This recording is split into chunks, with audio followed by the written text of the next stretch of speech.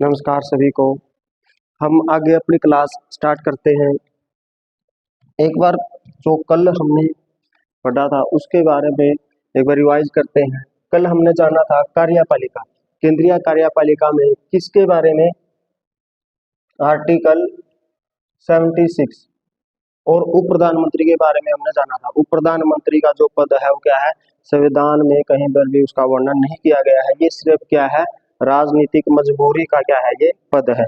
क्या हो जाए, पार्टी में बगावत ना हो जाए, कोई ऐसा नेता बगावत ना कर दे जिसका पार्टी में बहुत अच्छा क्या है योगदान रहा हो, वो प्रधानमंत्री नहीं बन सकता, तो क्या बना दिया क्या बना दिया जाता है, उसको उप प्रधानमंत्री बना दिया जाता है। दर्जा कैसा होता है, कैबिनेट स्तर के जो मंत्री होता है उस प्रकार का इसको क्या मिलता है, दर्जा मिलता है। लेकिन जो एक पद है प्रधानमंत्री के बाद माना जाता है उप प्रधानमंत्री का। लेकिन ऐसा भी नहीं है कि अगर प्रधानमंत्री नहीं है तो प्रधानमंत्री ही प्रधानमंत्री बन जाएगा, ऐसा भी संविधान में कहीं पर भी वर्णन नहीं है। तो फिर हमने पढ़ा था आर्टिकल 76, ये बताता था अटॉर्नी जनरल ऑफ इंडिया यानी कि महान्यायवादी, महान्यायवादी महान्यायवादी के बारे में हमने पढ़ा था। जो क्या होता है, एक पेशे से जो वकील होता है वो किसका वकील है, सरकार का है। सरकार के सामने कोई विवाद आ जाता है तो उसको सुलझाने का प्रयास कौन करता है, महान्यायवादी। इसको क्या बोला जाता है, विधि का प्रथम अधिकारी बोला जाता है। यानी कि जो विधि का प्रथम अधिकारी कौन है, महान्यायवादी है। इसकी सहायता के लिए सोलिसिटर जनरल होते हैं। एक सोलिसिटर जनरल होगा, दो अतिरिक्त सोलिसिटर जनरल होते हैं जो किसको परामर्श देते हैं, महान्यायवादी को परामर्श देते हैं।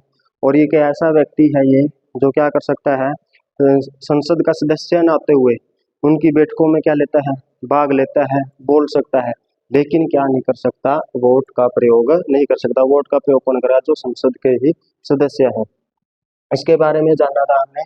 तो आगे हम पढ़ना स्टार्ट करते हैं। कल मैंने बता दिया अभी जो हम क्या पढ़ रहे थे, केंद्रीय कार्यपालिका, यानी कि जो हमने संविधान का भाग 5 में हमने क्या पढ़ा था, केंद्रीय कार्यपालिका, वो क्या हो गया हमारी कंप्लीट। यानी कि राष्ट्रपति के बारे में पढ़ लिया, उपराष्ट्रपति के बारे में पढ़ लिया, प्रधानमंत्री के बारे में पढ़ लिया, उप प्रधानमंत्री के बारे में पढ़ लिया, मंत्रिपरिषद के बारे में पढ़ लिया और महान्यायवादी के बारे में हमने पढ़ लिया। तो ये थी केंद्रीय कार्यपालिका। आज जो हम पढ़ना स्टार्ट करेंगे आगे, विधान पालिका। विधान पालिका किसके बारे में पढ़ेंगे हम, केंद्रीय विधान पालिका, यानी केंद्र में जो विधान पालिका है वो कैसे काम करती है। केंद्र में विधान पालिका आर्टिकल 79 से 1 to 3 तक एक बार समझ लो होती क्या है विधान पालिका। विधान पालिका उसे बोला जाता है जो किसी भी देश में कानून बनाने का क्या करती है, काम करती है। यानी कि उसको बोला जाएगा जो क्या करती है, कानून बनाती है, उसको हम क्या बोलते हैं, विधान पालिका। जैसे हर देशों में क्या होगी, संस्थाएं हैं क्या बनाने की, कानून बनाने की। अगर मैं बात करूं तो किसकी, इंडिया की अगर मैं बात करूं तो क्या है, संसद। इंडिया की अगर मैं क्या करूं, बात करूं तो क्या है, संसद है। इसके क्या है, दो सदन। हाँ, विधान पालिका एक सदनिया भी हो सकती है और द्वि सदनिया भी हो सकती है। जैसे चाइना में एक ही सदन है और बहुत सारे देशों में क्या है, द्वि सदनिया है। जैसे इंडिया में क्या है, द्वि सदनिया है। काम क्या है, कानून बनाने का, किसी भी देश के लिए क्या बनाने, कानून बनाने। इंडिया की अगर बात करूं तो मैं कौन है, लोकसभा है, लोकसभा है और राज्यसभा है। संसद के क्या है, दो सदन है, लोकसभा है और राज्यसभा। यानी कि विधान पालिका दो प्रकार की हो सकती है, एक सदनीय और द्वि सदनीय। भारत में क्या है, दो सदनीय, लोकसभा और राज्यसभा। इसी प्रकार से अगर हम बात करें तो यूके की, यूके में भी क्या है, दो प्रकार। क्योंकि हमने कहाँ से ये जो सिस्टम लिया है, पार्लियामेंट्री सिस्टम यानी संसदीय शासन प्रणाली, कहाँ से लिया है, यूके से लिया है। इसमें भी क्या है, दो प्रकार की है। आपने नाम सुना होगा House of Common, House of Common और House of Lords, House of Lords. यानी जहां पर दो ही सदनियां होती है उसमें कोशिश रहती है, एक तो होता है पीपल्स यानी कि जो आम जनता सीधे डायरेक्ट सुनती है, हाउस ऑफ कॉमन यानी कि जो पीपल का क्या करती है, जो आम जनता उसका रिप्रेजेंटेटिव करती है। और एक होते हैं जैसे यूके में क्या है, वहां पर क्या है, राज्य नहीं है, तो वहां पर एक ही क्या है, एकात्मक शासन प्रणाली चलती है। तो वहां पर लॉर्ड्स आते हैं, यानी कि यहाँ के जो लगभग जितने भी लॉर्ड्स हैं वो मनोनीत होते हैं, वो अपनी परंपरा चला रहे हैं।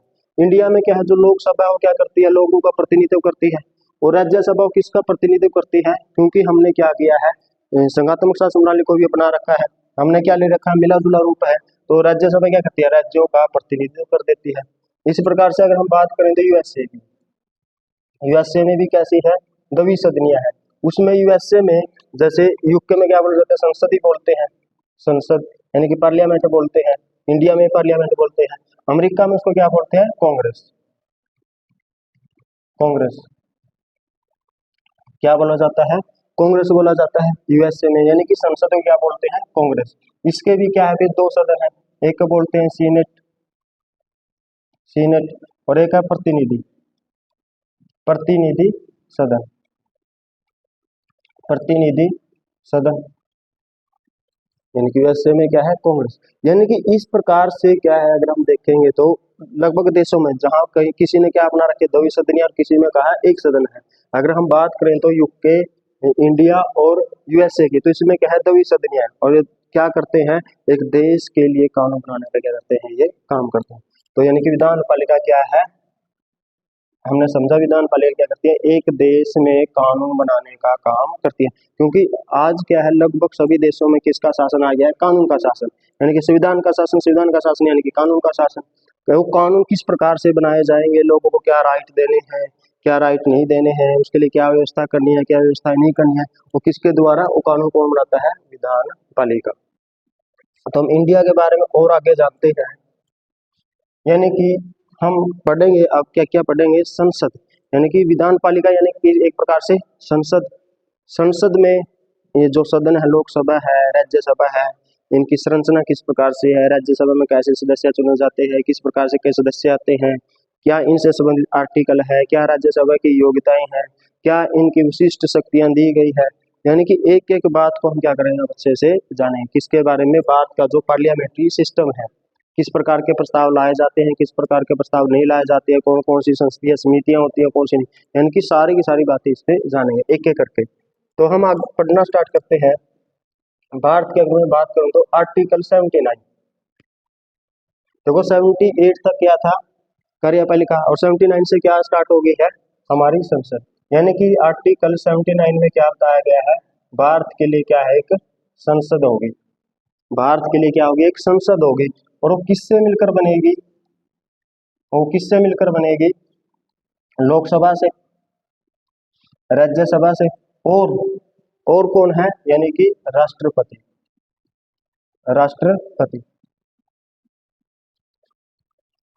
राष्ट्रपति से मिलकर बनेगी संसद जो होगी। संसद का जो गठन होगा आर्टिकल 79 के तहत बताया गया है, संसद में कौन कौन शामिल होंगे, लोकसभा है, राज्यसभा है, और राष्ट्रपति है। एक बात याद रखना, राष्ट्रपति क्या है, संसद का अंग तो है, संसद का क्या है, अंग है, सदस्य नहीं है, सदस्य नहीं है, क्या है, सदस्य नहीं है, क्या है, अंग है। यानी कि संसद के जो तीन अंग है, कौन कौन से है, लोकसभा, राज्यसभा और राष्ट्रपति, अंग तो है लेकिन सदस्य नहीं है। तो इसको जोड़ा क्यों गया है, क्योंकि आपने देखा होगा जो राष्ट्रपति है वो कार्यपालिका के रूप में भी काम करता है और विधान पालिका के रूप में, विधान पालिका के रूप में कैसे काम करता है, क्योंकि जो लोकसभा और राज्यसभा के द्वारा कोई भी विधेयक जब तक कानून नहीं बनेगा, जब तक कि राष्ट्रपति क्या ना कर दे, अपने हस्ताक्षर ना कर दे, सिग्नेचर ना कर दे, क्योंकि हेड ऑफ द स्टेट हमारा कौन है, राष्ट्रपति है। इसके नाम से ही क्या कराया जाता है, सारे के सारे देश का शासन चलाया जाता है। यानी कि संसद का क्या है, राष्ट्रपति अंग है, सदस्य नहीं है। ये जोड़ा क्यों गया है, क्योंकि कोई भी कानून, कोई भी विधेयक जब तक कानून नहीं बन सकता, जब तक कि राष्ट्रपति इसके ऊपर क्या ना करते, अपने हस्ताक्षर ना कर दे, जब तक अपने सिग्नेचर ना कर दे। तो अगर मैं बात करूं तो लोकसभा को, यानी कि क्या था, 1954 से पहले जो लोकसभा थी इसको क्या बोलते थे, हाउस ऑफ पीपल, और इस राज्यसभा को क्या बोलते हैं, काउंसिल ऑफ स्टेट, क्योंकि ये स्टेट का प्रतिनिधित्व कर रही है, यानी कि राज्यों की परिषद, ये लोगों का प्रतिनिधित्व कर रही है। तो इसको क्या कर दिया, फिर नाम चेंज कर दिया गया 1954 में। 1954 के बाद क्या कहने लग गए, द हाउस ऑफ पीपल को लोकसभा, और राज्य यानी काउंसिल ऑफ स्टेट को क्या कहने लगे, राज्यसभा। यानी कि आर्टिकल 79 किसके बारे में बताता है, एक आर्टिकल पढ़ा आपने किसके बारे में, संसद का गठन, यानी कि जो संसद का गठन किया जाएगा, या जो संसद की संरचना होगी किससे मिलकर बनी है, तीन होंगे, उसमें लोकसभा, राज्यसभा और राष्ट्रपति। राष्ट्रपति क्या है? संसद का अंग तो है, सदस्य नहीं है, सदस्य नहीं है। लेकिन क्यों अंग है? ये क्यों इसको जोड़ा गया है, क्यों इसकी संरचना में जोड़ा गया है? क्योंकि कोई भी विधेयक कानून नहीं बन सकता जब तक राष्ट्रपति अपने सिग्नेचर ना कर दे। तो उसके बारे में हम पढ़ेंगे, एक एक जो सदन है उसके बारे में पढ़ेंगे। जैसे पहले हम पढ़ते हैं राज्यसभा। पहले हम किसके बारे में पढ़ेंगे? राज्यसभा के बारे में। यानी कि जो राज्यसभा है इसका गठन कैसे किया जाता है, इससे संबंधित आर्टिकल क्या है, इसमें कैसे कैसे काम किया जाता है, पदाधिकारी कौन होता है, किस प्रकार से इसमें काम किया जाता है, यानी कि सब प्रकार की बातें। आर्टिकल 80 अगर पूछ लिया जाए, जो राज्यसभा का वर्णन कौन सी आर्टिकल में किया गया है? आर्टिकल 80 में। और इसमें क्या है? आर्टिकल 80 का जो एक क्लॉज है उसमें क्या बताया गया है? राज्यसभा की संरचना, राज्यसभा की संरचना। संरचना का मतलब किस किस से मिलकर बनी है, यानी कि स्ट्रक्चर क्या है राज्यसभा का, इसमें कौन कौन से सदस्य है। अगर हम ऐसे मान के चलते हैं, ये क्या है? राज्यसभा है, राज्यसभा। पहले नाम क्या था? 1954 से पहले नाम क्या था? The council of state. अब 1954 में क्या कर दिया? राज्यसभा कर दिया। राज्यसभा क्या है? जो किसका प्रतिनिधित्व कर रही है? एक राज्यों का जो प्रतिनिधित्व करती है, उस संस्था को क्या बोलते हैं हम? राज्यसभा। तो इसमें टोटल सदस्य कितने हो सकते हैं? अगर क्वेश्चन किस प्रकार से पूछते हैं, अधिकतम सदस्य कितने हो सकते हैं राज्यसभा के? अधिकतम सदस्य, अधिकतम सदस्य संख्या कितनी हो सकती है? अधिकतम संख्या कितनी हो सकती है राज्यसभा की? तो अधिक से अधिक ये हो सकती है 250। 250 कितनी हो सकती है? अधिक से अधिक 250 हो सके, इससे ऊपर जा ही नहीं सकते। तो अगर हम बात करें तो इसमें से क्या होगे, तो जो 238 का क्या किया जाएगा? चुनाव, यानी कि निर्वाचित। 238 क्या होंगे? निर्वाचित। और जो 12 जो सदस्य हैं वो क्या होंगे? मनोनीत। मनोनीत, यानी कि ऐसे 12 सदस्यों को राष्ट्रपति द्वारा क्या किया जाता है? मनोनीत किया जाता है। अधिकतम संख्या किसके बारे में? अधिकतम संख्या। लेकिन अधिकतम संख्या है नहीं है, ये वर्तमान में कितनी है? देखो क्वेश्चन कैसे बदलते हैं। अगर पूछ लिया जाए अधिकतम संख्या तो कितनी होगी? 250 होगी। वर्तमान में वास्तविक संख्या कितनी है? वर्तमान में वास्तविक वास्तविक संख्या कितनी है? वास्तविक संख्या कितनी है? 245। 245, क्योंकि जो 5 सदस्य है वो हमारे किससे है? पीओके से। जब वो हमारा भारत का हिस्सा हो जाएगा पूर्ण रूप से, तो क्या कर लिया जाएगा? वहां से भी राज्यसभा की 5 सीटें दे दी जाएगी। यानी कि वर्तमान में वास्तविक संख्या। देखो फर्क कैसे आता है, क्वेश्चन कैसे पूछता है एग्जामिनर। अधिकतम संख्या कितनी हो सकती है राज्यसभा में? तो फिर तो उत्तर क्या है? 250। अगर ये पूछ लिया जाए वास्तविक संख्या कितनी है वर्तमान में? 245। इसमें से फिर क्या होता है, जो 233 है उनका क्या किया जाएगा? चुनाव। और जो 12 सदस्य हैं वो क्या किए जाएंगे? मनोनीत। देखो मनोनीत कितने ही होंगे? 12 ही होंगे। मनोनीत कितने होंगे? 12। चाहे कितनी भी संख्या हो जाए, कितने होंगे? 12। यहाँ पर कितने हैं? 12। तो 5 है जो उनका क्या जाएंगे? चुनाव किए जाएंगे, वहां से मनोनीत नहीं हो सकते हैं। यानी कि जो 233 है वो क्या होंगे? निर्वाचित। निर्वाचित निर्वाचित होंगे। क्वेश्चन घुमा के क्या पूछ लिया जाता है, भी जो 233 है, ये जो 233 है उसमें से राज्य के कितने हो सकते हैं? यानी कि राज्यों से कितने चुनकर आते हैं? जैसे हमारे कितने हैं? 28 राज्य है, उनसे क्या है? अलग अलग सीटें दी है। जैसे सबसे ज्यादा किसकी है? यूपी की है। यूपी की क्यों ज्यादा है? क्योंकि हमारे जो सीटों का बंटवारा किया गया है राज्यसभाओं किस आधार पर किया गया है? जनसंख्या के आधार पर क्या किया गया है? बंटवारा किया गया है। यानी कि जनसंख्या के आधार पर क्या किया गया है? राज्यसभा का बंटवारा किया गया है। तो ऐसे मिलाते मिलाते कितने हो जाएंगे ये? 225। 225 क्या है? जो राज्यसभा से जो राज्यों के रूप में क्या करते हैं? प्रतिनिधित्व करते हैं। तो हमारे क्या है? देखो हमारे केंद्र है, केंद्र सरकार है और राज्य सरकारें हैं। राज्य सरकारों के साथ और क्या है हमारे केंद्र शासित प्रदेश है। तो केंद्र शासित प्रदेश से भी आएंगे, यानी कि यूटी से कितने आ सकते हैं? 8। 8 सदस्य कहाँ से आ सकते हैं? यूटी से। देखो कैसे बन रहे हैं ये, वास्तविक संख्या कितनी है? 245। उसमें से निर्वाचित कितने हैं? 233। 12 कितने? 12 कौन है? मनोनीत। उसमें से भी अगर हम देखें निर्वाचितों में से जो राज्य में कि कितने हैं, जो हमारे 28 राज्य कितने हैं? 225। और यूटी कितने कितने रह गए हैं? 8। 8 किससे आते हैं? यूटी से। अगर इसमें देखें यूटी से कौन कौन से यानी केंद्र शासित प्रदेश किस में आते हैं? जैसे दिल्ली, दिल्ली से है राज्यसभा की 3 सीटें। पांडेचेरी, पांडेचेरी, पांडेचेरी से है 1। और जम्मू एंड कश्मीर से है 4। ये टोटल कितने हो गए? 8। यानी टोटल कितने हो गए? ये 8। क्वेश्चन यहाँ से भी पूछ लिया जाता है, जम्मू एंड कश्मीर में राज्यसभा की कितनी सीटें हैं, या पांडेचेरी में कितनी है, दिल्ली में कितनी है? 3। इस प्रकार से क्वेश्चन ऐसे भी पूछ सकता है। देखो एग्जामिनर का मतलब ये होता है डिफेक्ट नहीं पूछना, ये ऐसा ये नहीं है भी रट्टा लगा रखा है बच्चे ने और रट्टा लगाया हुआ कुछ चीजें पूछनी है। एग्जामिनर का ये कभी भी मकसद नहीं होता भी जो चीजें रट रखी है उनको ही पूछना। एग्जामिनर जो पर्सन सेट करता है उसमें आपकी क्या देखता है? नॉलेज देखता है भी आपने कितने अच्छे से पढ़ रखा है, तो उसी प्रकार के क्या करता है वो क्वेश्चन डालता है। तो पूछ लिया जाएगा जब जम्मू कश्मीर का क्या था? राज्य था, तो तब कितने आते थे? तो 4 और ऐड हो जाएंगे इसमें, यानी 229। क्योंकि 2019 के बाद क्या कर दिया था हमने, जो धारा 370 हटाई, तो उस समय जो हमारा क्या था राज्य था उसको क्या बना दिया गया? यूटी बना दिया। यानी कि जम्मू कश्मीर 2 बनाए थे, जम्मू कश्मीर और लद्दाख को क्या कर दिया? यूटी बना दिया। तो अब क्या है? जम्मू कश्मीर यूटी है ना कि राज्य है। तो इस प्रकार से जो यूटी से जो सदस्य आते हैं कितने हैं टोटल? 8। दिल्ली से 3, पांडिचेरी से 1 और जम्मू एंड कश्मीर से 4। यानी कि इस प्रकार से हमारी क्या बनी हुई है? राज्यसभा बनी हुई है। इसमें इतने सदस्य हैं। कैसे हैं? अगर क्या कर लिया जाए, आर्टिकल 80(1) में क्या है? राज्यसभा की संरचना, तो वो किससे मिलकर बनी है?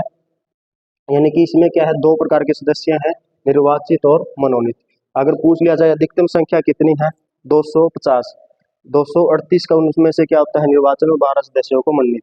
ये क्या है? अधिकतम हो सकती है, लेकिन वर्तमान में वास्तविक संख्या कितनी है? 243। इसमें से 233 का निर्वाचन, 12 सदस्यों का मनोनीत। मनोनीत कौन करता है? राष्ट्रपति। ये आप राष्ट्रपति की जो पावर थी उसमें भी जान गए और आगे भी पढ़ते रहोगे आप। राष्ट्रपति क्या करता है? मनोनीत करता है। इसमें से 233 का निर्वाचन, 12 का मनोनीत। और अगर हम इसको भी आगे डिवाइड करें तो राज्यों से ये कितने आते हैं?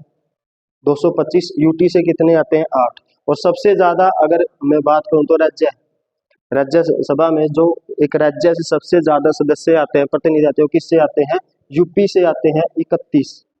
यूपी से कितने आते हैं? 31 आते हैं। क्यों आते हैं? क्योंकि वहाँ की जनसंख्या ज्यादा है और हमारे जो सीटों का बंटवारा किस प्रकार से है? जनसंख्या के आधार पर किया गया है। तो आगे हम पढ़ते हैं आर्टिकल 80 का। तो इसमें क्या लिखा हुआ है?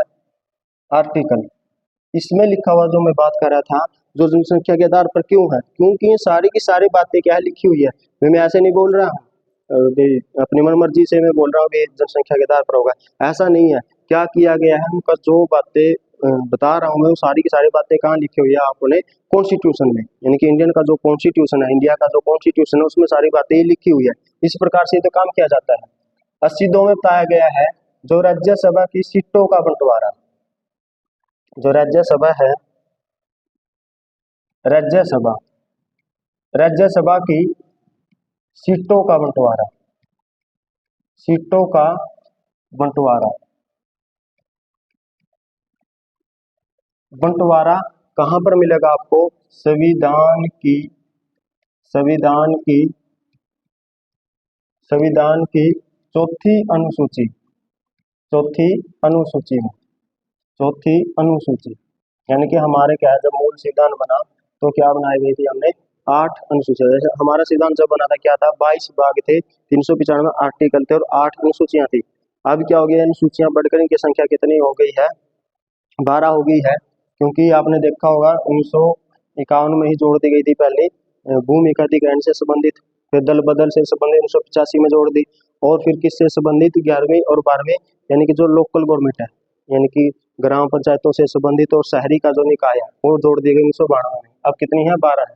तो उनमें से जो चौथी अनुसूची है, उनमें से कौन सी जो चौथी अनुसूची है वो किसके बारे में बताती है? राज्यसभा की सीटों का बंटवारा, उसके आधार पर बताती है। और जो बंटवारा है, यानी कि जो बंटवारा किया गया है वो कैसे किया गया है? जनसंख्या के आधार पर, यानी कि राज्यों की जनसंख्या के आधार पर क्या किया गया है? बंटवारा।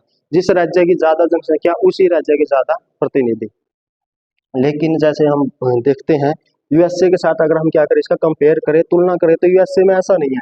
यूएसए में क्या है, चाहे राज्य का क्षेत्रफल कितना ही हो, राज्य की जनसंख्या कितनी ही हो, जो वहाँ का सीनेट है, सीनेट क्या करता है? राज्यों का प्रतिनिधि करता है वहां पर। तो वहां का जो सीनेट है उसमें क्या होगा? वहां पर 50 स्टेट हैं, 50 राज्य हैं। कहाँ पर? यूएसए में। वहां से प्रत्येक राज्य से इसका कितना ही छोटा है, कितना ही बड़ा है, कितने सदस्य आएंगे? 2 सदस्य आएंगे, ऐसे में 100। यानी कि जो सीनेट की जो सदस्य संख्या है टोटल कितनी है? 100। और प्रत्येक राज्य से कितने आते हैं? 2। 50 राज्य है, 2 आएंगे, चाहे कितना छोटा हो कितना बड़ा हो।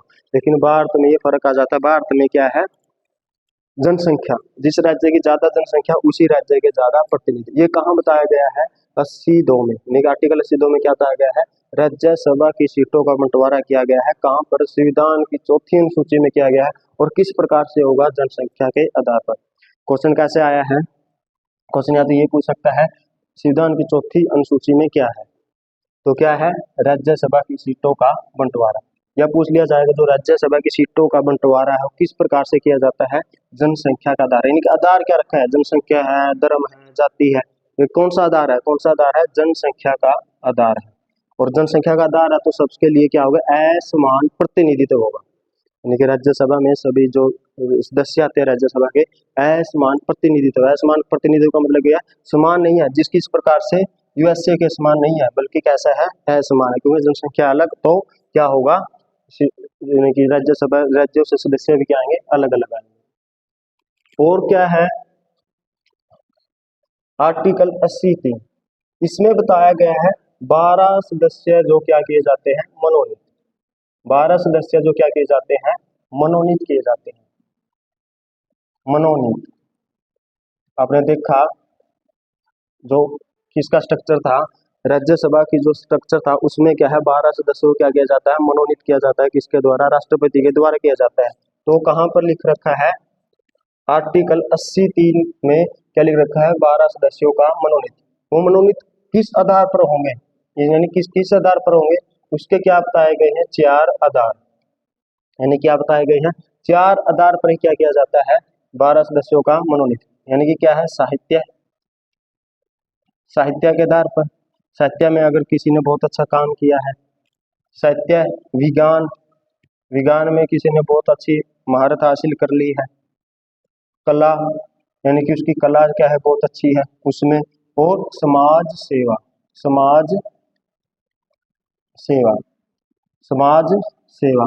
इन 4 आधार पर क्या किया जाता है? राष्ट्रपति के द्वारा इन सदस्यों को क्या किया जाता है? मनोनीत किया जाता है। यानी कि 12 सदस्य जो राज्यसभा मनोनीत किए जाते हैं, किसके द्वारा किए जाते हैं? राष्ट्रपति के द्वारा किए जाते हैं। और उसमें क्या है? 4 आधार है। क्या है? साहित्य, विज्ञान, कला और समाज सेवा। लेकिन जब एक विवाद आया, एक वाद आया, जब क्या कर लिया गया था? सचिन, सचिन तेंदुलकर, आप इसको जानते हो, क्रिकेटर है, यानी कि क्रिकेट के बहुत अच्छे खिलाड़ी रहे हैं।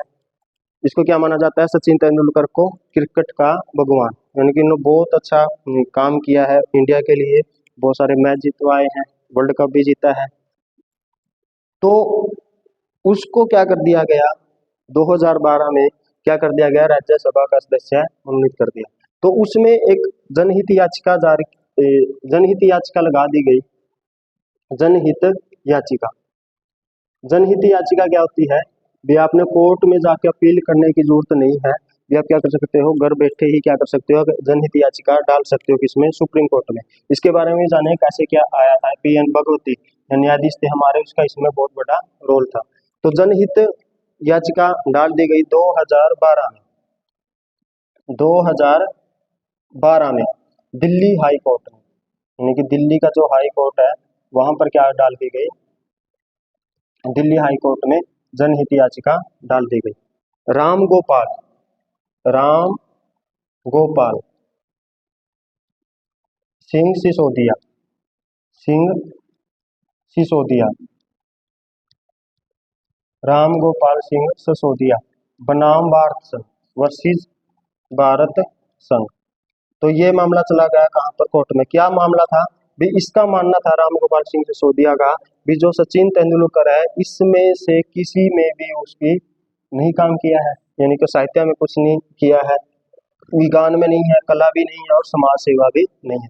तो ये ही आधार क्या रखा हुआ है हमारे सिद्धांत में, 4 आधारों पर ही क्या किया जा सकता है, 12 सदस्यों को मनोनीत किया जाता है राष्ट्रपति के द्वारा। लेकिन सचिन तेंदुलकर को क्या बना दिया गया, राज्यसभा का सदस्य बना दिया गया, मनोनीत कर दिया गया। तो क्या लगा दी गई, जनहित याचिका लगा दी गई राम गोपाल सिंह सिसोदिया द्वारा। तो ये केस कहाँ चला गया, दिल्ली हाई कोर्ट में। तो कोर्ट ने कहा भी इसमें क्या है, एक बात और है, एक बात और क्या है, in respect of such matters.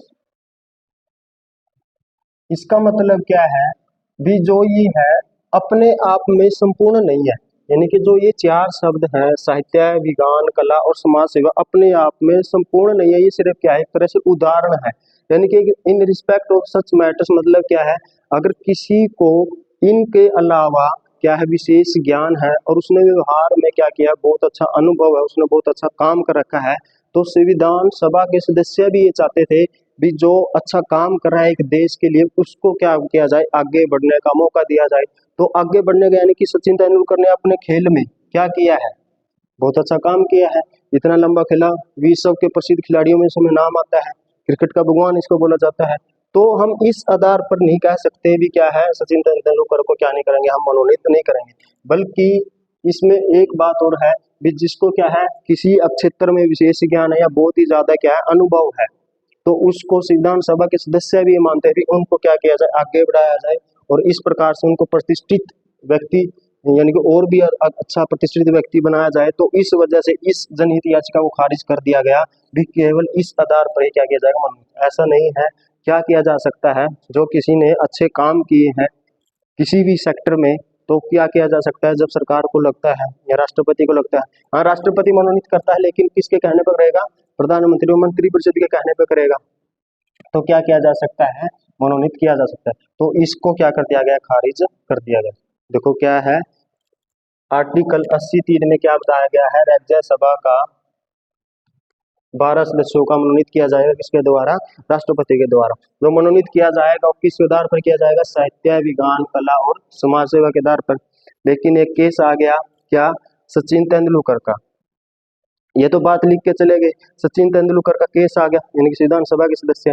तो इसमें क्या कहा गया, जब सचिन तेंदुलकर को राज्यसभा का क्या बना दिया गया, मनोनीत सदस्य बना दिया गया, तो एक याचिका डाल दी गई, जनहित याचिका 2012 में दिल्ली हाई कोर्ट में, क्या, राम गोपाल सिंह सिसोदिया वर्सेस भारत संघ। तो इसमें कह दिया गया सिर्फ ये अपने आप में संपूर्ण नहीं है, बल्कि क्या है, एक तरह से उदाहरण है भी लोगों को किस प्रकार से आगे बढ़ सकते हैं। तो इस शब्द का प्रयोग करते हुए क्या कर दिया गया, सचिन तेंदुलकर का जो क्या किया गया था, मनोनीत किया गया था, उसकी सदस्यता को क्या रखा गया, बरकरार रखा गया, यानी कि सदस्यता क्या बनी रही, उसकी सदस्यता गई नहीं। तो इस प्रकार से क्या कहा गया है, आर्टिकल 80(3) में 12 सदस्यों का मनोनीत।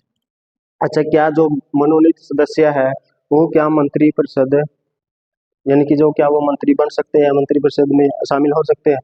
तो उत्तर हाँ, पिछली क्लास में हमने जान लिया था बन सकते हैं, लेकिन आज तक ऐसा हुआ नहीं है जो मनोनीत सदस्य क्या बन गया, मंत्रिपरिषद के सदस्य बने हो, मंत्रिपरिषद के सदस्य बने हो, मंत्रिपरिषद के क्या बने हो, सदस्य बने।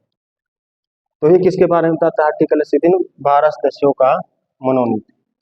और क्या है, आर्टिकल आर्टिकल 80(4), ये किसके बारे में बताता है, जो राज्यसभा का जो सदस्य है उनका क्या होगा, निर्वाचन।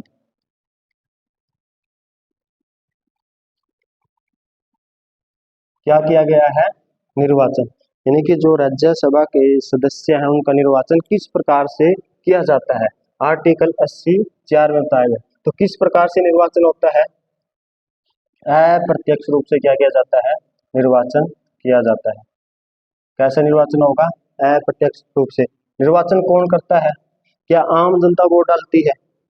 यानी कि जब भी राज्यसभा का इलेक्शन होते हैं तो क्या आम जनता वोट डालती है? तो इसमें नहीं डालती। आम जनता को पता भी नहीं होता कब राज्यसभा के सदस्य बन गए हैं। जो क्या है क्योंकि आम जो हमारे नागरिक है, इंडिया के जो नागरिक हैं, इंडिया के जो लोग हैं, अभी तक भी क्या है राजनीति के बारे में इतने जागरूक नहीं हो पाए हैं, वे सारी समझ रखते हो। तो इसमें क्या है राज्यसभा के सदस्यों में आम जनता भाग नहीं लेती। तो फिर कौन चुनाव करता है? राज्यों की विधानसभा, विधानसभा, राज्यों की विधानसभा के निर्वाचित सदस्य। देखो बात क्या रखनी है, निर्वाचित सदस्य। चुनाव कैसे होगा? देखो पहले मैंने लिख दिया अप्रत्यक्ष। अप्रत्यक्ष का मतलब है जिसमें जनता डायरेक्ट वोट डालेगी नहीं। तो कैसे होगा फिर चुनाव? चुनाव तो करना ही है। तो कैसे होगा? राज्यों की विधानसभा के कैसे सदस्य, निर्वाचित सदस्य क्या करते हैं? राज्यसभा के सदस्य क्या करते हैं? चुनाव क्या रखना है? निर्वाचित। क्योंकि विधानसभा में क्या हो जाते हैं, कुछ मनोनीत भी होते हैं। मनोनीत भाग नहीं ले सकते। कैसे भाग लेंगे? तो सिर्फ क्या है, निर्वाचित सदस्य क्या कर सकते हैं? वोट डाल सकते हैं। तो कौन सी पद्धति होगी? एकल संक्रमणीय, एकल संक्रमणीय,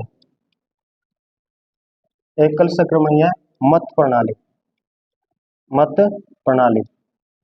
इस आधार पर क्या किया जाता है? राज्यसभा के सदस्यों का क्या किया जाता है? चुनाव किया जाता है।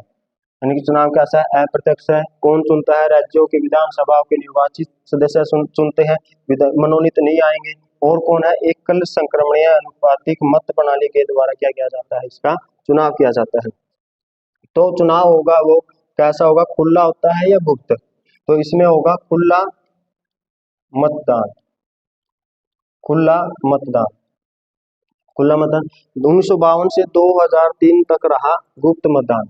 1952 से 2003 तक, 2003 तक कैसा रहा? गुप्त मतदान। यानी कि गुप्त मतदान होता था, गुप्त मतदान। लेकिन 2003 के बाद कैसा होने लग गया है? खुला मतदान की पता होता है भी किसको वोट डाल रहे हैं। तो कैसा चुनाव होगा? एकल संक्रमणीय मत प्रणाली के द्वारा। तो ये आपने समझा भी होगा किसमें, राष्ट्रपति के जब हमने क्या किया था, चुनाव किया था, वो भी कौन सी पद्धति है? एकल संक्रमणीय मत प्रणाली है। और राज्यसभा में भी कैसी है? इसी प्रकार से है। तो ये कैसे चुनाव होता है? इसमें भी प्रेफरेंस दी जाएगी, प्रेफरेंस दी जाएगी। तो इसके लिए भी क्या है, जो एकल संक्रमणीय मत प्रणाली है, इसके लिए क्या होगा? कुल मतदान, कुल मतदान, कुल मतदान कितना हुआ है बटे कितना? कुल विजयी, विजयी उम्मीदवार, उम्मीदवार, कुल विजयी उम्मीदवार +1 और +1। ये क्या है? फॉर्मूला किसका? राज्यसभा के सदस्यों का चुनाव करने के लिए। जैसे आपने देखा होगा राष्ट्रपति का चुनाव कैसे होता है, पहले एमपी की वोट की वैल्यू निकलती है, एमएलए की वोट की निकलती है, फिर उसके लिए कोटा निर्धारण होता है। तो इसी प्रकार से अगर क्या करना है, राज्यसभा के सदस्यों का चुनाव करना है, तो कौन सी पद्धति है? एकल संक्रमणीय मत प्रणाली। अगर ये पद्धति आ गई तो इसके लिए क्या करना पड़ेगा? कुछ ना कुछ कोटा निर्धारित करना पड़ेगा, यानी कोटा लेना पड़ेगा। वो तो कोटा क्या है? कुल मतदान बटे में कुल विजयी उम्मीदवार +1 और +1। तो ये क्या है? जैसे मान के चलो एक राज्य की विधानसभा है, देखो कौन भाग ले रहा है? राज्यों की विधानसभा के निर्वाचित सदस्य क्या लेंगे? भाग लेंगे। निर्वाचित सदस्य भाग लेते हैं। तो मान के चलो हरियाणा की बात करते हैं। हरियाणा में कितनी विधानसभा की सीटें? 90 है, यानी कुल मतदान हुआ 90। उसमें से मान के चलो क्या है, सीटें खाली होगी 5, 5 की 5 लगा लो, क्योंकि हरियाणा में कितनी सीटें हैं? राज्यसभा की 5 सीटें हैं। तो 5 सीटें हो गई है, 5 तो सीटें, यानी कि कुल कितने जीतेंगे? देखो क्या होगा, कुल कितने जाएंगे? 5 सीट है तो 5 के 5 ही जाएंगे। तो उसमें से वैकेंसी, वैकेंसी अगर मैं बात करूं तो कितने होंगे? 5 होंगे, +1 और +1, यानी कि कितना हो गया? ये 6 हो गया, 15 छिक्के 90, 15 और +1। यानी कि क्या होगा, किसी भी कैंडिडेट को अगर क्या करना है, राज्यसभा में जाना है, तो उसके लिए कम से कम कितने वोट होने जरूरी है? 16 वोट होने जरूरी है। यानी कि 5 कैंडिडेट थे, क्योंकि पार्टियां अलग अलग सबके क्या करती है? कैंडिडेट उतारती है। तो कैंडिडेट उतारेगी तो क्या होगा, उसमें से क्या करना पड़ेगा, कुल मतदान कितना है, मान के चलो 90 है। हरियाणा की अगर मैं बात करूँ, सभी राज्यों के लिए क्या है, अलग अलग है, तो उसमें से क्या है, कुल विजयी उम्मीदवार, हाँ जरूरी नहीं है अभी एक ही बार में खाली होगी हरियाणा से राज्यसभा की सीटें, ऐसे हो ही नहीं सकता, क्योंकि राज्यसभा का ऐसा सदन है, एक स्थायी सदन है, वो कभी भी भंग नहीं होता है। उसके क्या होते हैं, 1/3 सदस्य 2 वर्ष के बाद रिटायर हो जाते हैं। तो अगर मान के चलो 5 सीटें बढ़ ली हमने, +1 और +1 यानी कि 16 सीटें, 16 जो मतदान, यानी कि कुल 16 वोट उसको चाहिए ही चाहिए, क्या करने के लिए, आगे राज्यसभा में जाने के लिए। उससे ज्यादा वो कितने भी ले सकता है, कम से कम कितने होंगे, 16 होने चाहिए। तो ये क्या है, राज्यसभा का निर्वाचन। आर्टिकल 80(4) में क्या बताया गया है, राज्यसभा का निर्वाचन कैसे होगा, अप्रत्यक्ष रूप से होगा। कौन करेगा, राज्यों की विधानसभा के केवल और केवल निर्वाचित सदस्य क्या करेंगे, चुनाव करेंगे। कैसे चुनाव होगा, एकल संक्रमणीय मत प्रणाली के द्वारा होगा। कैसा मतदान होता है, खुला मतदान होता है। 1952 से 2003 तक कैसे होता था, गुप्त होता था, लेकिन 2003 के बाद कैसा होने लग गया है, खुला मतदान। तो इसके लिए क्या है, इसके लिए फॉर्मूला क्या है, कुल मतदान बटे कुल विजयी उम्मीदवार, यानी कि सीट कितनी जानी है, +1 और +1। अगर हम उदाहरण के मारे में समझे तो हरियाणा में 90 है, 90 में से अगर मान के चलो 5 को जाना है, तो इसके लिए कितना चाहिएगा, 16 चाहिएगा। तो यहीं तक करते हैं, आगे बाकी करेंगे कल। तो एक बार रिवाइज करते हैं, तो हमने क्या किया, हमने आज से पढ़ना स्टार्ट किया है केंद्रीय विधान पालिका, यानी केंद्र में जो विधान पालिका है, आर्टिकल 79 से 1 to 3 तक। विधान पालिका क्या काम करती है, किसी भी देश में कानून बनाने का क्या करती है, काम करती है। विधान पालिका के 2 सदन हो सकते हैं, एक सदन भी हो सकते हैं, इन 2 प्रकार की हो सकती है, एक सदनीय और द्विसदनीय। इंडिया में कैसी है, द्विसदनीय है। यूएसए में कैसी है, द्विसदनीय है। यूके में कैसी है, द्विसदनीय है। और चाइना में कैसी है, एक सदनीय है। तो उसके बारे में हमने देखा, जो संसद है उसका वर्णन कहाँ पर किया गया है, आर्टिकल 79 में किया गया है। संसद का किससे मिलकर बनी है, लोकसभा से, राज्यसभा से और साथ में राष्ट्रपति। राष्ट्रपति संसद का अंग है, सदस्य नहीं है। क्यों अंग माना गया है, क्योंकि कोई भी विधेयक जब तक कानून नहीं बनेगा, जब तक कि राष्ट्रपति इसके ऊपर क्या ना करते, अपने सिग्नेचर ना करते। तो 1954 से पहले इसको बोलते थे हाउस ऑफ पीपल, और इसको क्या बोलते थे, काउंसिल ऑफ स्टेट। लेकिन बाद में इनका नाम बदल दिया गया, और वर्तमान में क्या है, लोकसभा और राज्यसभा। इसको हम बोलते हैं लोगों का जो प्रतिनिधित्व करती है, और ये क्या किसका करती है, स्टेट का। यानी कि इसको हम क्या बोल देते हैं, नियमन सदन भी बोलते हैं, नियमन सदन। इसको हम राज्यसभा को क्या बोलते हैं, ऊपरी सदन बोलते हैं, ऊपरी सदन। ये तो कॉमन सी बात है, इनका तो पता ही होगा, इनका तो सबको ही पता होता है। ये नियमन सदन है, ये क्या है, ऊपरी सदन है, ठीक है ना। ये भंग हो सकता है, समय से पहले क्या किया जा सकता है, भंग किया जा सकता है। इसके बारे में पढ़ें कैसे होता है। इसको कभी भंग नहीं किया जा सकता। ये कैसा सदन है, स्थायी है, यानी कि ये कैसा है, स्थायी है लोकसभा, और राज्यसभा कैसा है, स्थायी है। तो और क्या जाना इसके बारे में, जब इसकी संरचना है, संरचना कहाँ पर बताई गई है, आर्टिकल 80 में। क्वेश्चन आज राज्यसभा के बारे में कहाँ बताया गया है, आर्टिकल 80 में। तो 80 का एक क्या कहता है, राज्यसभा की संरचना, यानी किस किस से वो मिलकर बनी है। 2 प्रकार के इसमें क्या होते हैं, सदस्य होते हैं, निर्वाचित और मनोनीत। अधिकतम संख्या कितनी हो सकती है, 250 हो सकती है, जिसमें से 230 निर्वाचित होंगे और 12 सदस्यों को मनोनीत किया जाएगा। लेकिन वर्तमान में वास्तविक जो संख्या कितनी है, 245 है। इसमें से 233 का क्या होता है, चुनाव होता है, 12 सदस्य क्या किए जाते हैं, राष्ट्रपति के द्वारा मनोनीत किए जाते हैं। उनमें से अगर हम आगे बांटे इनको, तो राज्यों से कितने आते हैं, 225। 28 राज्यों से जितनी भी सीटें हम देखेंगे तो कितने आएंगे, 225 आएंगे। और जो 8 सदस्य कहाँ से आते हैं, यूटी से, यानी कि दिल्ली से 3 है, पांडिचेरी से 1 है, और जम्मू एंड कश्मीर से 4 सीटें हैं। तो इस प्रकार से क्या किया जाता है, राज्यसभा का क्या बनी हुई है, संरचना बनी हुई है। और जो ये सीटें हैं तो कहाँ पर बताई गई है, सीटों का बंटवारा कहाँ पर किया गया है, संविधान की 4वीं अनुसूची में बंटवारा किया गया है। और किस प्रकार से किया गया है, जनसंख्या के आधार पर किया गया है। यूएसए जैसा नहीं है, यूएसए में तो क्या सबको समान प्रतिनिधि दिया गया है। हमारे कैसा प्रतिनिधि है, असमान प्रतिनिधि, असमान प्रतिनिधित्व, प्रतिनिधित्व। राज्यसभा में जो जारी है, सीटें जारी है, वो कैसी है, असमान प्रतिनिधित्व। कैसे, क्योंकि देखा ना, देखो आपने यूपी में से 31 जा रहे हैं, और जैसे मान के चलो हम हरियाणा से 5 है। वो किस वजह से, क्योंकि जनसंख्या का गैप आ जाता है। और क्या है, 3 में जो 12 सदस्यों के मामले में बताते हैं, क्या है, 12 सदस्यों को जो मनोनीत किया जाता है, वो कहाँ पे लिखा हुआ है, आर्टिकल 80(3) में। तो इसमें किस प्रकार से राष्ट्रपति मनोनीत कर सकता है, उसके क्या आधार है, 4 आधार है, साहित्य, विज्ञान, कला और समाज सेवा। लेकिन जब सचिन तेंदुलकर को क्या कर दिया गया था, राज्यसभा का सदस्य बना दिया गया, मनोनीत, तो इसके लिए क्या माना गया, राम गोपाल सिंह सिसोदिया ने कहा भी इसमें तो किसी में भी नहीं आता है, तो इस वजह से क्या देखा गया, फिर कोर्ट ने कहा भी जो शब्द लिख रखा है in respect of A such matter, यानी कि इसका मतलब ये है अगर किसी भी सेक्टर में किसी भी व्यक्ति के पास विशेष ज्ञान है और व्यवहार में बहुत ज्यादा अनुभव है, उसको भी क्या बनाया जा सकता है, राज्यसभा का सदस्य बनाया जा सकता है। और क्या देखा फिर हमने, निर्वाचन। निर्वाचन कैसे होता है, अप्रत्यक्ष रूप से होता है। कौन करती है, राज्य की विधानसभा के निर्वाचित सदस्यों द्वारा क्या किया जाता है, चुनाव किया जाता है। कौन सी पद्धति है, एकल संक्रमण या मत प्रणाली के द्वारा किया जाता है। मतदान कैसे होता है, खुला मतदान होता है। 1952 से 2003 तक कैसे होता था, गुप्त। 2003 के बाद कैसा हो रहा है, खुला हो रहा है। तो इसके लिए कैसे मतदान होगा, कुल मतदान बटे में कुल विजयी उम्मीदवार +1 और +1। ये फार्मूला, इस आधार पर क्या निकाले जाते हैं, राज्यसभा के सीटें निकाली जाती है। कौन चुना जाएगा, इनके उम्मीदवार कैसे चुना जाएगा। अगर हम उदाहरण से समझे तो हरियाणा का उदाहरण ले, हरियाणा में क्या है, 90 सीटें हैं। 90 से अगर मान के चलो 5 को जाना है तो +1 और +1, यानी कि एक कैंडिडेट को कितने चाहिए, 16 वोट तो कम से कम चाहिए। कहाँ, जीतने के लिए, किसका चुनाव जीतने के लिए, राज्यसभा का चुनाव जीतने के लिए। बाकी करेंगे हम कल भी, इसका कार्यकाल कितना है और ये इसकी योग्यताएं क्या है, इसके पदाधिकारी क्या है, तो बाकी करेंगे कल। आज तक यही, तो बहुत बहुत धन्यवाद।